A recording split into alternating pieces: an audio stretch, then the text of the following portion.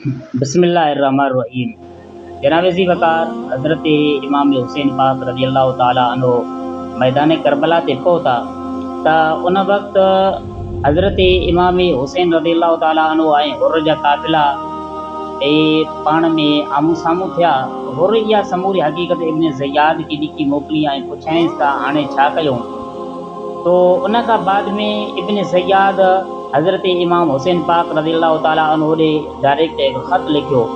कि उन में इब्न ज़ियाद इमाम हुसैन पाक ॾांहुं लिखियो त मूंखे यज़ीद जो सख़्तु हुकुम थियो आहे त जेसीं ताईं मां पंहिंजे अख खे आराम न ॾियां, न पेट भरे करे मानी खावां,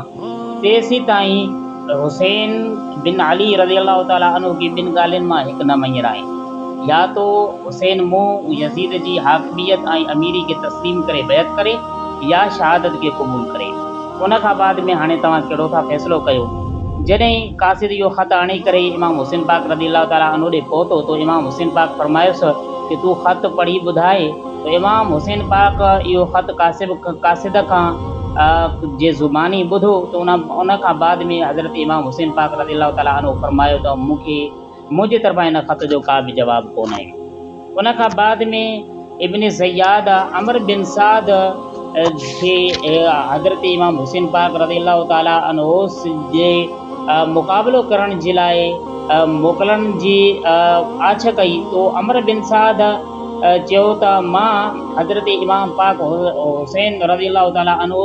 सां जंग करण जे लाइ माज़रत घुरंदे माफ़ी तलब थो कयां। पर इब्न ज़ियाद ज़िद में अची करे चयोसि त कि हज़रत इमाम हुसैन पाक रज़ी अल्लाह ताला अन्हो सां जंग नथो करें, तो असांखे अहिड़ो बेफ़रमान सिपा सालार न खपे। नौकरी जे लाइ असांजे तरफ़ां जेका ॾिनल आर्डर अथई उहो वापसि कर। छो त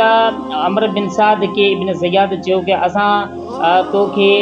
हिकु ईरान जे सोणे शहर जो अमीरी ऐं गवर्नरी तोखे ॾेई रहिया आहियूं। उहा आर्डर जेका सो आहे उहो वापसि कर। कि अमर बिन साद चयो कि हिकु ॾींहुं मूंखे फ़ैसिलो ऐं सोचण जे लाइ मोहलत ॾियो।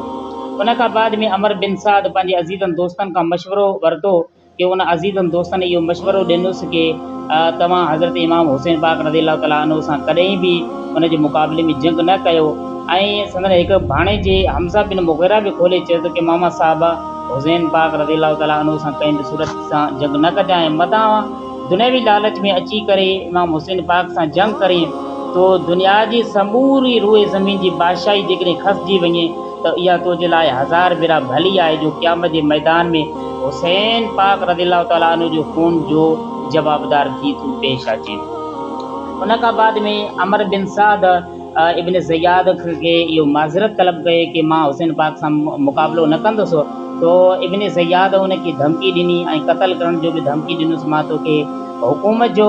बाग़ी करार ॾेई करे क़तल कराए छॾींदुसि ऐं इहा ॾिनल आर्डर बि वापसि कंदुसि। तो उन खां बाद में मजबूर थी करे ऐं छो त उन जे लाइ इहो उहिदो वॾो प्यारो ऐं अज़ीज़ हुयो अमर बिन साद जे लाइ। तो उन मजबूर थी करे इमाम हुसैन पाक रज़ी अल्लाह ताला अन्हो जे मुक़ाबले करण जे लाइ निकितो। उन खां बाद में इज़ाफ़ी फ़ौज हज़रत इमाम हुसैन पाक रज़ी अल्लाह ताला अन्हो ऐं संदन साथ सां यज़ीद जे जंग जा इम्कान जॾहिं वधी विया तो इब्न ज़ियाद ऐं इब्न साद जे मदद जे लाइ 2 किस्तनि में 20,000 इज़ाफ़ी फ़ौजी मोकिलिया, जेके मुहर्रम शरीफ़ सन 61 हिजरी जे 6 तारीख़ ताईं मैदान करबला में पहुची विया हुया। उन खां बाद में कि अल्लाह सुब्हानहु व तआला पंहिंजे प्यारनि ॿारनि खे आज़माईंदो बि आहे, पर कॾहिं कॾहिं उन्हनि जे हथ ते करामतूं बि न ज़ाहिर फरमाईंदो आहे। कि हिकु वेदो वाक़ियो मैदान करबला में ज़ाहिर थियो कि जॾहिं इब्न ज़ियाद जे कहरी कार्रवाई ते अमल कंदे इमाम हुसैन पाक ऐं संदन साथियुनि कि अमर मर्दनि वॾनि नंढनि ते पीअण जे लाइ पाणी बंदि कयो वियो। तो हिकु यज़ीदी लश्कर मां हिकु शख़्स अब्दुल्ला बिन अबिल हसैन अज़दी आले बैत खे उञायल महसूस करे अफ़सोस करण जे बजाए तानू हणंदे चयो त इमाम पाक खे सॾे चयो त हुसैन छा ई मिठे पाणी जो दरिया पोइ नथो ॾिसी कि इन पंहिंजे साथियुनि समेत उञायल माज़ला मरी वेंदे। यज़ीद जे बैत करण खां सवाइ हिकु थोरो बि पाणी जो कोन मिलंदो हुई। तो इमाम हुसैन पाक उन जे ताने जे ॿुधी करे ॾुखोइजे वारे अंदाज़ में अल्लाह खां दुआ घुरी कि इन उञ जा ताना हणंदड़ इन बेहया खे हींअर जो हींअर उञायल करे मारे छॾ। तो अल्लाह सुब्हानहु व तआला इमाम पाक जे इन करामत खे ॾिसंदे संदन हथ ते इहो करामत खे ज़ाहिर फरमायो कि उहो शख़्स बीमारी में मुब्तला थी वियो ऐं उञायल थी करे उञ में तड़पंदे तड़पंदे उहो शख़्स मरी वियो। उन खां बाद में मैदान करबला में पहुचण खां बाद इमाम हुसैन पाक रज़ियल्लाहु ताला अन्हु फुरात दरिया जे पाणीअ खे पंहिंजे कंट्रोल में रखण जो ज़हन में प्रोग्राम बनायो। पर जीअं त यज़ीदी संदन दुश्मन लश्कर जा उहे वॾा चालबाज़ हुया, उन्हनि दरिया जे फुरात दरिया जे किनारे ते पहिरियों ई मोर्चा क़ाइमु करे पाणीअ खे पंहिंजे कंट्रोल में रखी करे सख़्तु पहिरो क़ाइमु करे छॾियो। उन खां बाद में अॻे हज़रत इमाम हुसैन पाक रज़ियल्लाहु ताला अन्हु ऐं अमर बिन साद जी मुलाक़ात पाणीअ जी सख़्तु तंगी जे दौरान इमाम हुसैन पाक रज़ियल्लाहु ताला अन्हु पंहिंजे साथियुनि मां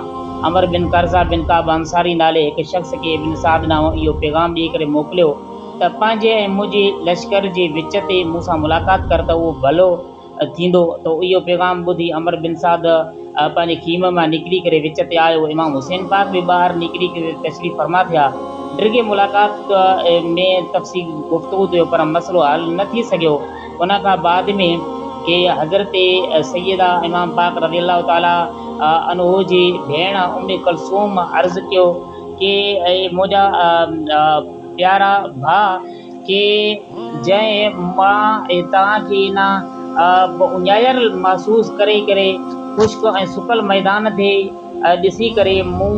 ॾुखयल वारे अंदाज़ में आहियां। तो दिलबर भाउ जी बेक़रारी ऐं परेशानी ॾिसी करे मुंहिंजो हां थो फाटे ऐं तुंहिंजे अंबर वारे ज़ुल्फ़नि खे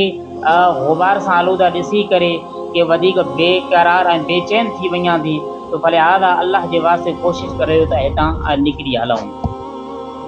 उन खां बाद में हज़रत इमाम पाक रज़ियल्लाहु ताला अन्हु जॾहिं मैदान करबला में हज़रत हुसैन ऐं अमर बिन साद जूं 3-4 मुलाक़ात थियूं ऐं ॻाल्हियुनि जे ज़रिए मसइलो हल थियण जे क़रीब हुयो त इब्न साद इब्न ज़ियाद खे उन हालत खां वाक़िफ़ करण जे लाइ, छो त इब्न साद इमाम पाक रज़ियल्लाहु ताला अन्हु सां मुलाक़ातूं करे रहियो हुयो। तो उहो मैदान करबला में हुयो ऐं इब्न साद उन हालात की मालूमात जी जेका बि मालूमात हुई ख़त जे ज़रिए कूफे जे अमीर उन इब्न ज़ियाद ॾे मोकिले रहियो हुयो। तो इन हालत खां वाक़िफ़ करण ऐं सलाह ऐं मशवरो वठण जे लाइ ख़त लिखी मोकिलियो। तो इत्तेफ़ाक़न जॾहिं ख़त इब्न साद वटि पहुतो त उन वक़्तु इब्न साद वटि हिकु शैतानी मिज़ाज जो इंसान शिमिर बिन ज़िलजोशन भी वेठो हुयो। इब्न ज़ियाद ख़त में लिखियल अहवाल शिमिर खे ॿुधायो ऐं उन शिमिर इब्न ज़ियाद जे उन बाहि ते पाणी विझण जे बजाए इब्न ज़ियाद खे भड़काए जंग जे ज़रिए इहो हज़रत हुसैन पाक रज़ियल्लाहु ताला अन्हु खे मजबूर करण जो मशवरो ॾिनो। शिमिर इब्न ज़ियाद खे चयो कि हज़रत हुसैन पाक रज़ियल्लाहु ताला अन्हु खे मजबूर जेकॾहिं करिणो अथव तो फलिहाज़ा उन सां जंग कयो। इब्न ज़ियाद बि उन शिमिर जे इन नापाक मशवरे ते गंढ ॿधी करे बीह रहियो ऐं सुलह जी सूरत पैदा करण जे बजाए शैतानी मिज़ाज जो इंसान शिमिर बिन ज़िलजोशन खे ख़त ॾेई करे करबला ॾांहुं मोकिले चयाईंसि त अमर बिन साद खे वञी चओ त यकदमि हुसैन ऐं संदन साथियुनि खां मुंहिंजे हुकुम ते हलण जो अहद वठे। जेकॾहिं उहो क़बूल कनि त फलिहाज़ा सलामतीअ सां उन सभिनी खे मूं ॾांहुं मोकिले छॾ ऐं जेकॾहिं उहे इनकार कनि था पिया त फलिहाज़ा उनखे जंग जोड़े करे उन्हनि खे शहीद कराए छॾियो। अमर बिन साद पाण बि जेकॾहिं इन हुकुम ते अमल करे तो संदसि फर्मा बरदार थींदा ऐं शिमिर जेकॾहिं अमर इनकार करे तो संदसि सिपा सालारी ख़तमु करे ऐं उते मौजूदु लश्करनि जो सिपा सालार तूं थी जाएं ऐं इब्न साद खां इहा चार्ज वठी करे सिपा सालारी तूं संभाली जाएं। पहिरीं फुर्सत में सभ खां पहिरियों इब्न साद खे क़तल करे उन जो सिर मथो मूं ॾांहुं मोकिले छॾिजांइ। उन खां बाद में इब्न साद न दिलि आज़ारींदड़ ख़ातिर ज़ालिम इब्न ज़ियाद शिमिर पलीद जे हथां जेको इब्न साद न ख़त लिखियो उन में खेसि लिखियो हुयाईं त मां तोखे हुसैन खे डर ॾियणु आसिरे ऐं उमेद में रखणु डिघियूं मुलाक़ात ऐं महफ़िलूं करणु ऐं मूं वटि उन जो सिफारिशी थियण जे लाइ तोखे न मोकिलियो आहे। ॾिस जेकॾहिं हुसैन ऐं उन जा साथी मुंहिंजे मामले खे ऐं पसंदि था कनि उनखे तस्लीम कनि था त उनखे सलामतीअ सां सही सलामत मूं ॾांहुं मोकिले छॾ ऐं जेकॾहिं नथा कनि त उन सभिनी सां जंग करे शहीद कराए छॾ ऐं न सिर्फ़ु माज़ला उनखे शहीद कर बल्कि उन पुठलनि जा कन ऐं चप वढराए छॾ ऐं हुसैन पाक रज़ियल्लाहु ताला अन्हु जे सीने ऐं पुठी खे घोड़नि खां अल्लाहु अकबर लताड़ाए छॾ, छो त उहो वक़्त जे हाकिम जो बेफ़रमान मुख़ालिफ़ आहे। माज़ल्ला सुम माज़ल्ला पोइ इब्न ज़ियाद इहे लफ़्ज़ लिखिया। ऐं तूं बि जेकॾहिं आहे अमर बिन साद चयो कि तूं अमर बिन साद जेकॾहिं असांजे हिन हुकुम जी पैरवी कंदे त फलिहाज़ा तूं ॿुधण वारो ऐं फर्मा बरदार थींदे, ऐं जेकॾहिं तूं इन मामले ते जेका त पैरवी नथो करें त फलिहाज़ा पाण खे इन उहिदे तां लथल सम्झी करे लश्कर जी समूरी सिपाह सालारी जी चार जेका सो शिमिर जे हवाले करे छॾ। उन खां बाद में हज़रत सैयदना इमाम ज़ैनुल आबिदीन रज़ियल्लाहु तआला अन्हु का रिवायत आहे, फरमाइनि था कि हज़रत इमाम हुसैन पाक रज़ियल्लाहु तआला अन्हु करबला जे मैदान में पेश ईंदड़ हालात खे ॾिसी करे मुहर्रम जे सन 61 हिजरी जी राति पंहिंजे साथियुनि ऐं सॼणनि खे कुझु ॻाल्हियूं ॿुधाइण जे लाइ गॾु विहारियो। ऐं मां बीमार हुजण जे बावजूदि वञी करे वेझो वेठुसि, पाण अल्लाह सुब्हानहु व तआला जे हमद करे। उन खां बाद में कि या अल्लाह मां तुंहिंजी सुहिणी हमद सना दुख ऐं सुख में तुंहिंजो हमद कयां थो। तूं ई असांजे नाने खे नबूवत जी फैज़ सां मालामाल फरमायो आहे, तूं ई असांखे कन ऐं अखियूं ॾेई नवाज़ियो आहे, पंहिंजे फज़ल सां असांखे पंहिंजो शुक्रगुज़ार बानू रख। उन खां बाद में पंहिंजे साथ में रहण वारनि भाइरनि भाणेजनि ऐं सोबत में रहंदड़नि सां मुखातिब थी फरमाए कि मूंखे अव्हां खां वधीक वफ़ादार ऐं आले बैत सां निभाइण वारा कुझु बि कोन थो सम्झां। तो फलिहाज़ा तव्हां खे अल्लाह सुब्हानहु व तआला इन सभिनी ख़िदमतुनि जो भलो बदिलो अता करे। ऐं मूंखे दुश्मननि जी तरफ़ां सुभाणे सख़्तु हमले जो प्रोग्राम नज़र अची रहियो आहे। तो फलिहाज़ा तव्हां राति जी अंधेरी में वञी करे सभु हलिया वञो ऐं मां अकेलो ॾिसी करे सुबुह जो फिरंदुसि, ऐं उहे बि मूंखे अकेले खे ॾिसी करे तव्हांजे बारे में कुझु बि पुछा न कंदा। उन खां बाद में साथियुनि जवाबु ॾिनो कि असांखे अल्लाह सुब्हानहु व तआला अहिड़ो ॾींहुं न ॾेखारे जो असां तव्हांखे अकेलो ॾिसी करे सभु हलिया वञूं। उन खां बाद में हज़रत इमाम हुसैन पाक रज़ियल्लाहु तआला अन्हु जी पाक भेण ज़ैनब रज़ियल्लाहु तआला अन्हा इमाम अली मक़ाम ऐं इन गुफ़्तगू खे ॿुधी करे बेइख़्तियार ऐं बणिजी वई ऐं पंहिंजे भाउ वटि पहुती ऐं चवणु लॻी कि दिलबर भाउ मां अॼु जीअरी न हुजां हा, महिरबानी भाउ कुर्बदार भाउ हसन रज़ियल्लाहु तआला अन्हु दुनिया तां हली विया, पर तव्हांजी बि जुदाईअ जा इहे ॻाल्हियूं ॿुधी करे कि जीअरे जुदा थियण जूं ॻाल्हियूं ॿुधी करे मुंहिंजो हां थो फाटे। इमाम पाक पंहिंजे सफ़र जे सियाथियाणी ऐं महिरबान माउ जहिड़ी इन भेण खे फरमायो कि सबर जी तलक़ीन कंदे फरमाइनि था सबर खां कमु वठो, शैतान दुश्मन अव्हांखे बेसब्रो न बनाए, थोरो संभाले करे जेका सो आहे होश संभाले। उन खां बाद में पोइ उन खां वरी बाद में पंहिंजी प्यारी भेण इमाम हुसैन पाक रज़ियल्लाहु तआला अन्हु खे चयो कि मां अव्हां त क़ुर्बान थियां, छा अव्हां वाक़ई सुभाणे शहीद कया वेंदो। उन खां बाद में उहा साइण वरी बेहोश थी वई। हज़रत हुसैन पाक रज़ियल्लाहु तआला अन्हु उथी बीठी मथां पाणीअ जा कुझु 2-3 फुड़ा जेके बि मिली सघिया उहो मथां जेका तो हारे करे उहा होश में अची वई। तो इन लफ़्ज़नि सां तसल्ली ॾिनी करे फरमायो कि प्यारी भेण अल्लाह जो ख़ौफ़ रख ऐं उन जी रज़ा ते राज़ी रह, ऐं इहा ॻाल्हि चङी तरह ज़हन में रख कि अल्लाह खां सवाइ आसमान ज़मीन में सभु फना थी वेंदा। अबो अमा असांजा सभु हलिया विया, आका अलैहिस्सलातु वस्सलाम जी ज़ात बि इन दुनिया तां हलिया विया, कोई बि हिते कोन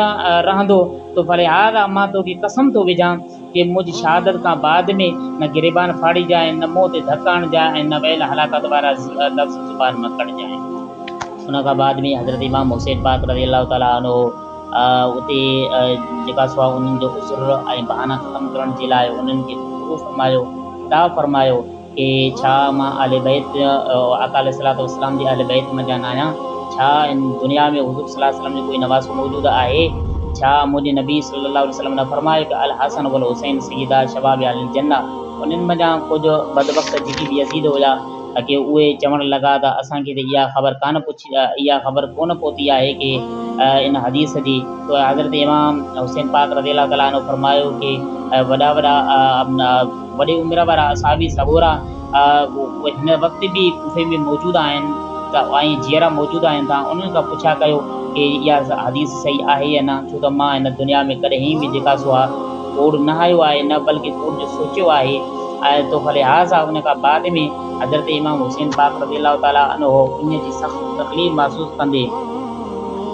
यज़ीदनि तरफ़ां उन पाणीअ जे कंट्रोल ते पंहिंजे नंढनि ऐं वॾनि जी हालति नाज़िर थी वई हुई कि उन खां बाद में बचड़नि जूं ज़ुबानूं ख़ुश्क थी वियूं ऐं उन जा कंडनि वारे काठीअ जहिड़ियूं उन जूं ज़ुबानूं थी वियूं। अल्लाहु अकबर, केतिरा त ॻाल्हाए न सघण जे करे सिर्फ़ु इशारनि सां ॻाल्हाईंदा ऐं सम्झंदा हुया कि नबी जा दादला उन जी शिदत तकलीफ़ महसूस करे रहा हुआ त ॿिए पासे दुश्मन शहीद करण जा प्रोग्राम बनाए रहा हुआ, जेके पंहिंजे मुबारक कननि सां ॿुधी रहा हुआ त साथ में अचण वारनि मर्दनि खां सवाइ न को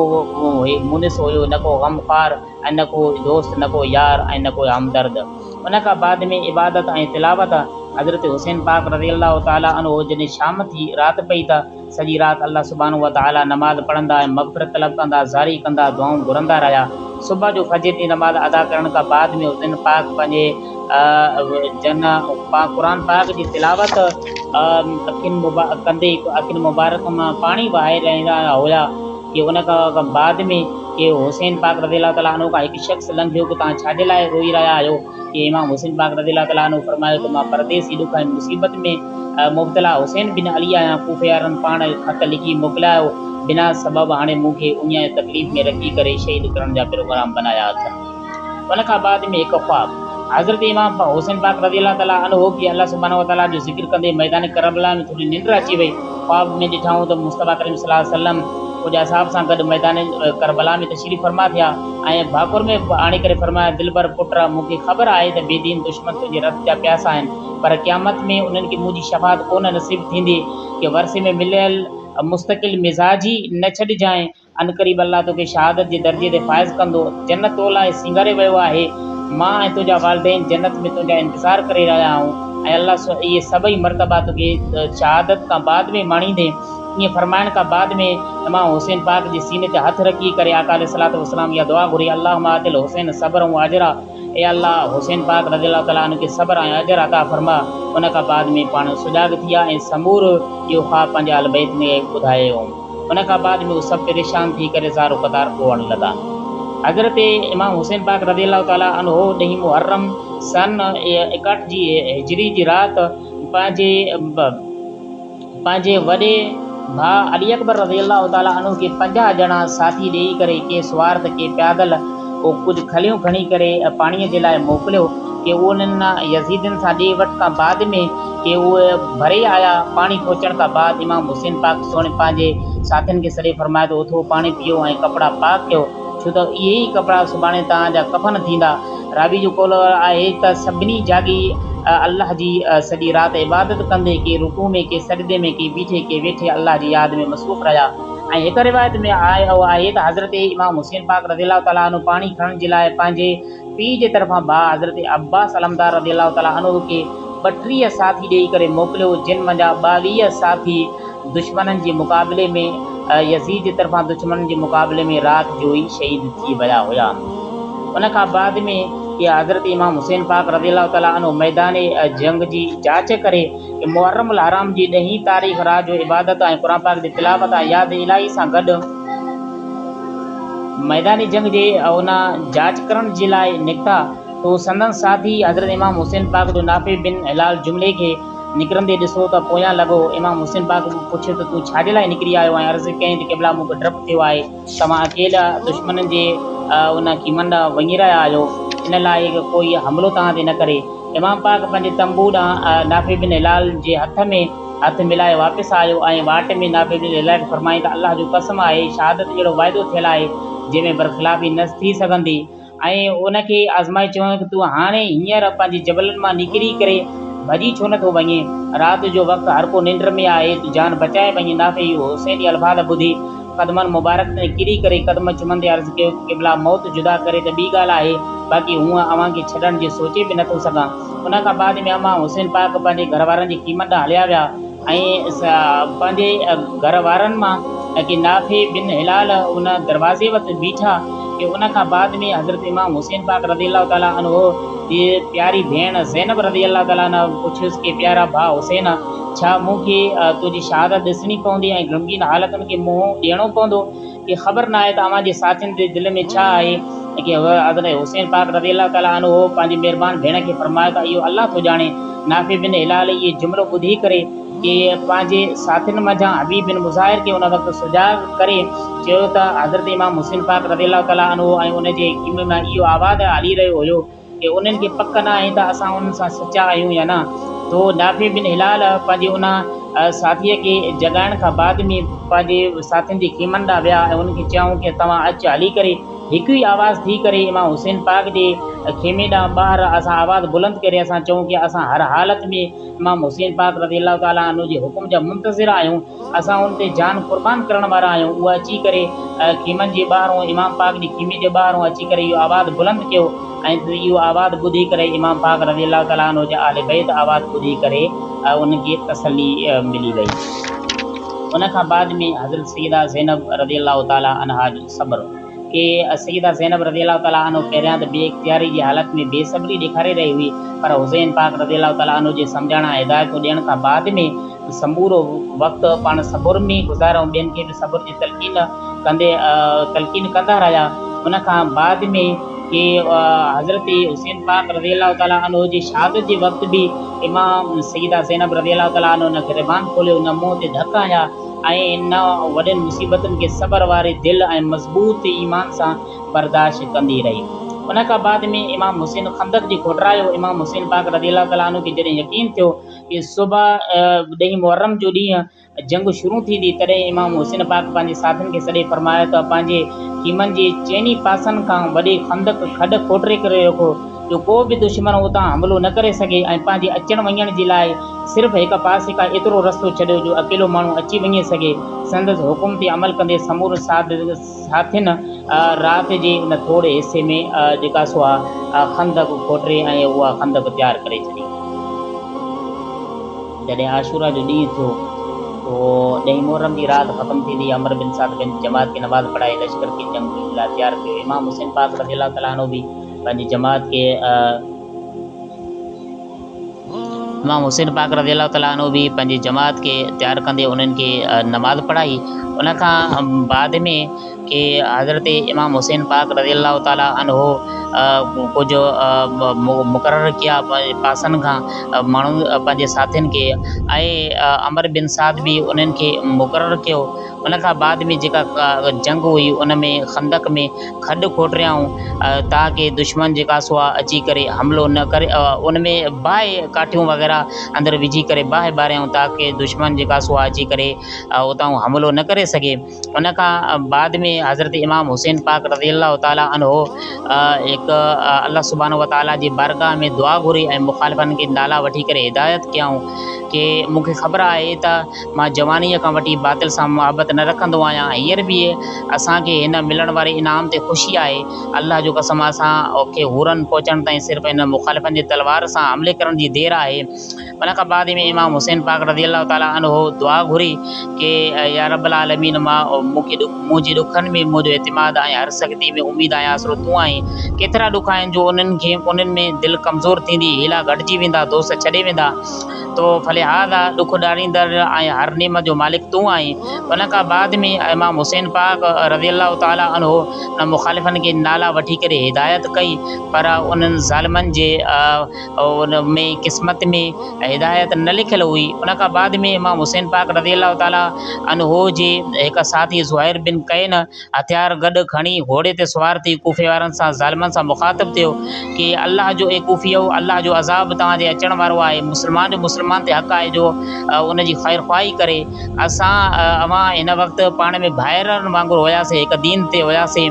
ऐं हाणे असां ऐं अवां में तलवारूं जेका सो हलनि थियूं त पोइ नाता सभु टुटी पवंदा। असां हिकु उम्मत तां ॿी उम्मत थींदव कि अल्लाह सुब्हानहु व तआला पंहिंजी नबी सल्लल्लाहु अलैहि वसल्लम जे औलाद पाक जे मामले में इम्तिहान ऐं आज़माइश में आंदो आहे। तव्हां त दुनिया खे ज़ाहिर करे ॾेखारे असीं ऐं अवां छा करे रहिया आहियूं। असीं तव्हांजे औलाद जे मदद ऐं यज़ीद ज़ालिमनि ख़ासि करे शैतान इब्न शैतान उबैदुल्लाह बिन ज़ियाद जी शिकस्त ऐं ख़्वार करण ॾांहुं सॾियूं था। उहे ज़ालिम लोही शीखनि सां अवांजी अखियूं कढणु, हथ पेर वढणु, चप कपड़ में ऐं अवांजी लाशुनि खे खजिन जे उन ते थड़नि ते टंगण वारा आहिनि। तो फलिहाज़ा कि भले माण्हुनि क़ुर जे बहितरीन माण्हुनि खे जंहिं शहीद कराए छॾियो आहे, मैदान करबला में मौजूदु यज़ीदी लश्कर ते हज़रत ज़ुहैर बिन कैन जी तक़रीर कोन असरु कयो। उन खां बाद में उहे गारियूं ॾेई चवणु लॻा त असीं हिन जाइ खां तेसीं ताईं न हटंदासीं जेसीं ताईं तुंहिंजे साथी इमाम अली मक़ाम ऐं हुन सां गॾु अचण वारनि खे या तो क़तल कयूं या क़ैदी बनाए पंहिंजे अमीर उबैदुल्लाह बिन ज़ियाद जे हवाले कयूं। उन खां बाद में इमाम हुसैन पाक रज़ी अल्लाह ताला अन्हु फरमायो कि इन्हनि खे तव्हां छॾे ॾियो। त उन खां बाद में उहे जेका सो वापसि आया ऐं इमाम हुसैन पाक रज़ी अल्लाह ताला अन्हु पंहिंजे लश्कर खे ऐं शिमिर पंहिंजे लश्करनि खे इमाम अली मक़ाम रज़ी अल्लाह ताला अन्हु ॾांहुं वधण जो हुकुम ॾिनो। उन खां बाद में हज़रत हुर जा भाग कि अल्लामा इब्न कसीर ऐं कुल रिवायतुनि में आयो आहे कि जॾहिं यज़ीदी लश्कर खे हज़रत हुसैन रज़ी अल्लाह ताला अन्हु ॾांहुं वधण जो हुकुम मिलियो त हुर बिन यज़ीद इब्न साद सां कुझु ॻाल्हियूं कयूं कि छा तूं हिन जवान हज़रत हुसैन सां पाक रज़ी अल्लाह ताला अन्हु सां जंग थो करे। इब्न साद चयो त हाओ, पर मां जंग अहिड़ी जंग कंदो जो उन जे मुंडियुनि माज़ला ऐं हथनि जा ढेर लॻी वेंदा, न को सिर सलामत रहंदो ऐं न को हथ जंग में तलवार या तीर खणी साम्हूं ईंदो। और चयोसि त छा जेके हुसैन पाक अव्हांखे चयो क़बूल नथा कयो कि जो खेसि छॾे ॾियो कि का अमन वारी जॻह ते वञी रहे। अमर बिन साद चयो त कि मुंहिंजे हथ में हुजे हा त मां इहो सभु मामिलो करे छॾां, पर इहो अव्हांजे वस आहार इहो तव्हांजो जेका सो अमीर इब्न ज़ियाद क़बूल न करे रहियो आहे। हुर इहो जवाबु ॿुधी हुसैन पाक जे साथ ॾियणु संदसि लश्कर में शुमूल थियण जो फ़ैसिलो कयो ऐं आहिस्ते आहिस्ते हज़रत हुसैन पाक रज़ी अल्लाह ताला अन्हु जे काफ़िले ॾांहुं वधणु लॻो। उन वक़्तु संदसि बदन ते ॾकणी तारी थी। इहा हालत ॾिसी करे हिकु शख़्स मुहाजिर बिन औस पुछियुसि त कि हुर, तुंहिंजो कमु त शक में विझंदड़ आहे। अल्लाह जो कसम आहे कि जीअं अॼु तोखे ॾिसां पियो कॾहिं बि तोखे न ॾिठो आहे, ऐं जेकॾहिं मूंखां कोई पुछा करे हा त कूफे वारनि मां सभ खां वधीक बहादुर केरु आहे त मां तुंहिंजो ई नालो वठां हा। तो भले आदा हज़रत हुर चयो कि मुंहिंजे साम्हूं जन्नत बि आहे, जहन्नम बि आहे, मां जहन्नम खे छॾे करे जन्नत खे इख़्तियार करे रहियो आहियां। उन खां बाद में जनाब हुर हज़रत हुसैन पाक रज़ी अल्लाह ताला अन्हु जे काफ़िले ॾांहुं आयो ऐं अर्ज़ु करणु लॻो त मां उहो ई आहियां जो तव्हांजो रस्तो रोक कयो, पर मूंखे एतिरी ख़बर न हुई जो मामिलो एतिरे ताईं वञी पुॼंदो। छा मुंहिंजी तौबा क़बूल थींदी? मां अल्लाह जे बारगाह में तौबा थो कयां। हज़रत इमाम पाक रज़ी अल्लाह ताला अन्हु फरमायुसि कि अल्लाह सुब्हानहु व तआला तुंहिंजी तौबा खे क़बूल फरमाईंदो, उन खां बाद में के ऐं तुंहिंजी मग़फ़िरत फरमाईंदो। ऐं जेका सो आहे उन खां बाद में जनाब हुर यज़ीदी साथियुनि खे ख़िताब कंदे फरमायो त मुंहिंजी क़ौम वारा हुसैन खां संदसि पेशकत क़बूल छो नथा कयो, एॾी ज़ुल्म नथा कयो, फ़ुरात जो पाणी पीअणु नथा ॾियो, कि हालांकि उन मां यहूदी ईसाई सभु पीअनि पिया ऐं जेका तो आहे कारा मिरूं सभु उन में टुॿियूं हणनि था, पर अल्लाह जी नबी करीम सल्लल्लाहु अलैहि वसल्लम जी औलाद खे उन मारण वारा अव्हांखे क़यामत में संदसि कौसर मां पाणी जो ढुक बि नसीब न थींदो, कि खेसि उन्हनि मञण जे बजाए तीर मथां हलाया ऐं पाण निकिरी अची करे इमाम अली मक़ाम वटि रज़ी अल्लाह ताला अन्हु वटि पहुतो। हिकु रिवायत मूजिबि हज़रत हुर इमाम पाक वटि आयो त पाण पुछनि तूं केरु आहीं? उन चयो कि हुर। पाण फरमायो त जीअं तुंहिंजी अम्मा तुंहिंजो नालो हुर यानी आज़ादु रखियो आहे, तीअं तूं दुनिया ऐं आख़िरत में आज़ादु आहीं। घोड़े तां लही अच। अर्ज़ु कयईं त हज़रत